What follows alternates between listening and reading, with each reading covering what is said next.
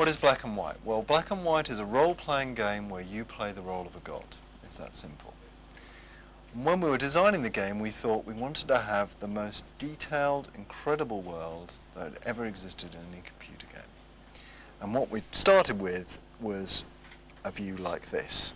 And you can go in the game from looking at the world on high up on a mountaintop down to looking at the world at incredible detail. So I've zoomed into here, this apple, and on this apple there's a little worm crawling around.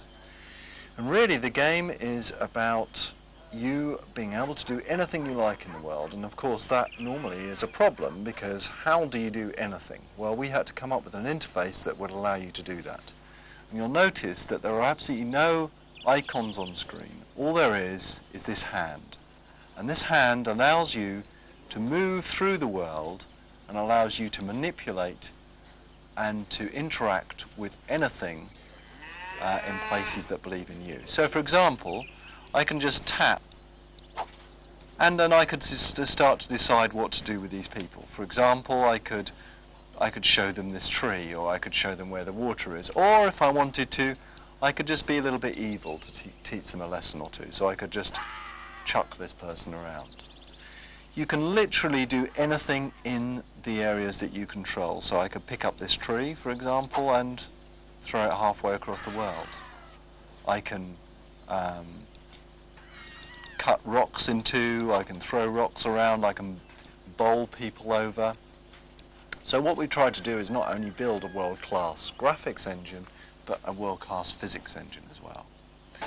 But all this power is no good without focus, and the main focus is the story. And very, very early on in the story, you discover this area of the map. And behind these boulders, when you solve this little problem, behind these boulders is this lagoon. And in this lagoon, you will see 3 creatures. And one of those creatures will become your child, or your friend, or your pet, depending which way you look at it. So here are 3 creatures to choose from. In fact, in the game there are many, many more than 3 creatures, but at the very start you have a choice of either a tiger, an ape, or a cow. And when you select your creature, then he becomes your pet. And what you're responsible for doing is to give him a personality. To make, if you want to, the most evil, despicable fighting machine that goes out and kills and maims and destroys everything it sees. Or, perhaps if you want to make the most kindest, benevolently kind creature that will pick up little villagers and take them to the water and show them their supplies. So once you've picked your creature, that's when you start to give him a personality. Here's my creature. He's very, very young. He hasn't learnt very much at the moment, and I need to teach him some things. I need to teach him what he should eat and where he should sleep and what he should do when he meets other creatures. And the way you teach him in the game is very, very simple. The first way, he watches you play the game. If you're mean and unspeakable and evil in the game, he'll tend to be more mean and unspeakable and evil. If you're kind and benevolent, then he'll tend to be more kind and benevolent. And so what we'll do is we'll just take him over and introduce him to a village. So here's my creature walking around my village, and I have to tell him lessons, and one of the ways he learns is by watching the way I play. So if I'm unspeakably mean and evil to a little person, he'll watch that and think, oh, it's cool to be mean and evil to people. He's actually examining a house at the moment. I can tell him to stop doing that. And the way that I do that is just by clicking on him, and now I'm interacting with him directly. And I can either give him a little clip around the head to say bad, or I can really tell him off by really hitting him and really sort of laying into him, which of course he doesn't like at all, and he's probably going to feel a bit depressed by it. Or you can say that you've been good, and you do that by just stroking him. And the more I stroke him, the more he likes it. I can tickle his feet, I can even tickle his tummy, or perhaps even go down here.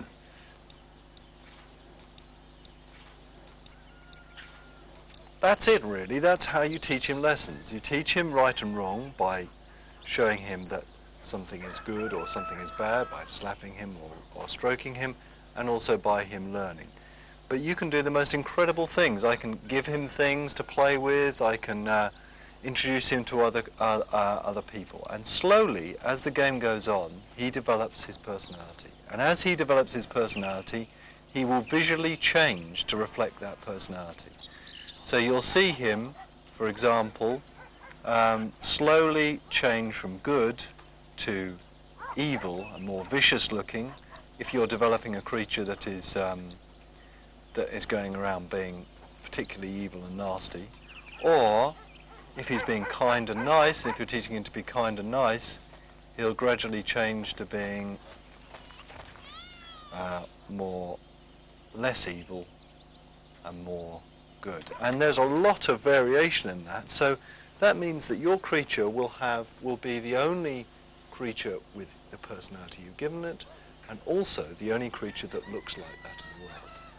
Which, when you take your creature out of the single player story-based game, you can take him online and meet other people's creatures.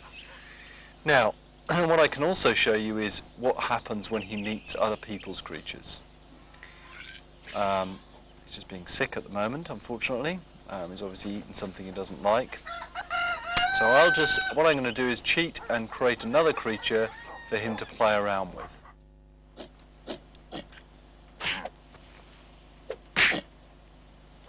So this is what happens when two creatures start fighting, and even the fighting itself is some amazing technology in the fighting. If you look very closely, you'll see that the creatures are starting to get damaged where they get hit. You can just see when the ape starts hitting at the cow, you can see a bruise starting to develop. Now, when that bruise will take a number of days to heal, and when it does heal, any cuts will leave a scar. That means that you can see some creatures that are just incredible because they have cuts and scars and bruises all over them. If you're playing online and you see this creature come over the hill and he's covered with cuts and scars and he looks really evil and vicious, you know something about the player that you didn't know before. You know the player behind that creature is probably pretty mean and vicious. Although Black and White is this amazing world with an incredible creature, there needs to be a story to bind it all together. And this story is issued to you in the form of prayers. So if I'm just wandering across the landscape, one of my helpers will come up and point out a location to me. If I activate that location, then it starts a little story element off. And this is a very, very simple story where one of the people in my land is praying to me and asking for help. And she basically says that she's lost her brother somewhere in the forest. Can I help and find him and bring him back safely? Now, this is where your choices really start. Because what you can do is I can go down and I can visit her and have a look at her, and I could decide that really I'm far too powerful to consider one of her challenges and just throw her around a bit, teach her a lesson for being cheeky enough to ask me to do something so menial. So really, as the story unfolds, it allows you to express what sort of God you want to be in the world, whether you want to be evil or whether you want to be good. One of the rewards for the story is miracles that you can cast. And what I can do is I can ask my little people to come and worship me by just moving this totem up. And this tells them to rush to my citadel. They built this for me in my honour, and to start praying to me. So let's go and watch them doing that.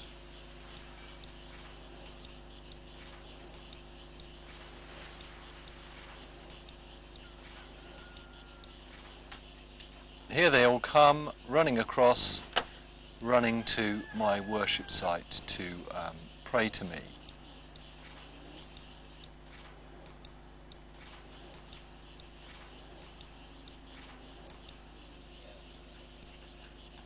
So now all the little people have gathered here, I can ask them to chant for these different miracles.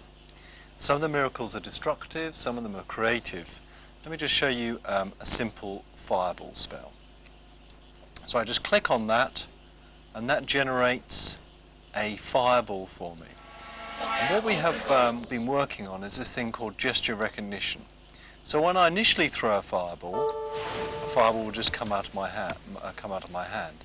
However, if I start making symbols on the ground, the different shapes I make enable me to power this spell up. So this is a simple circle spell. Now if I throw the fireball, I get a much more powerful fireball.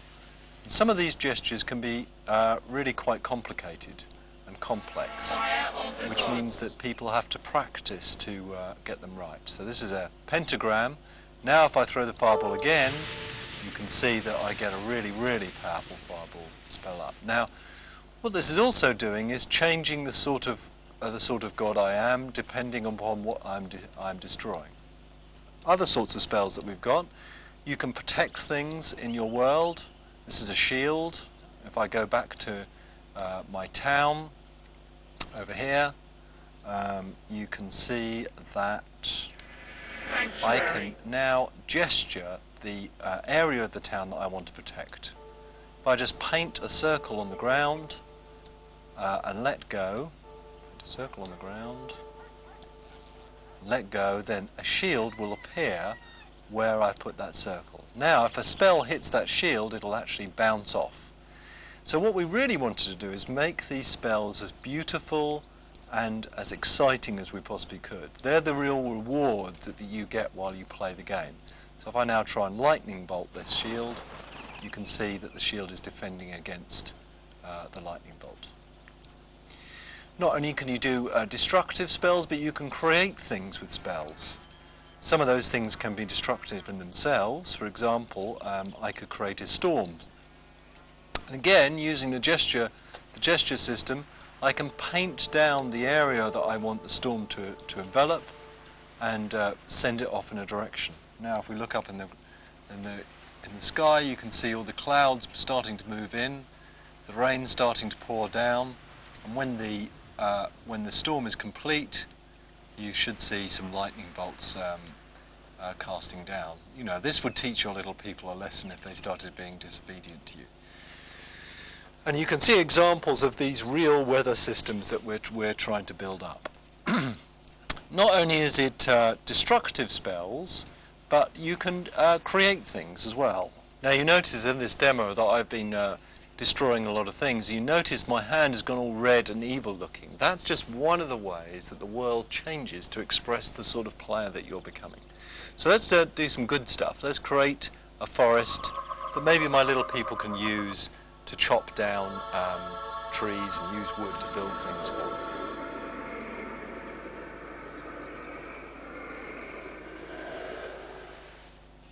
Now occasionally your creature or your little people may need to be healed. And I can cast a heal spell which will heal anything within a certain area, especially if I do a power up. The whole world changes. We're trying to make this as realistic as we possibly can. So you'll notice as you're playing the game that slowly the time of day will change. It will become dark and sunsetty, go into full night time. Incidentally, if you look at the moon is accurate to your moon outside your window. It's completely accurate to the world's moon. And then it will obviously go to daylight again. But not only that, the whole world will change to reflect the sort of player that you are as well. And if, for example, your world is becoming more and more despicably evil, you'll notice that it may not look quite as bright and as nice and as kind as when you first came to it. Alternatively, if you're creating a world which is of unspeakable good and wonderful niceness, you'll notice that it will be more blue skies and rainbows, and you know, everything will be about a little bit too green and a little bit too lush. The little villages, if you're good enough to them, or evil enough, will build a citadel for you. And inside that citadel is a truly beautiful, splendid place, full of all sorts of interesting rooms. There's a room where your creature has hung pictures of his development. There's a room about challenges. There's a room about allowing you to go online, and it is an incredibly beautiful place. It allows you to see the world as a whole, and we've really worked very, very hard on making this as beautiful as we possibly can.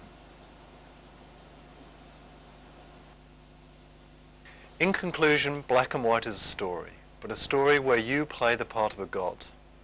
A god who can do anything within the world he likes, can make an unspeakable world of cruelty and evil, or wonderful goodness. A story which has a beginning, a middle, and an end. What we have tried to do is make the most realistic, compulsive world that changes around you, the player, and allow you to take that world, your creature, and everything that you are, online and meet other people's creatures and worlds. It is Black and White.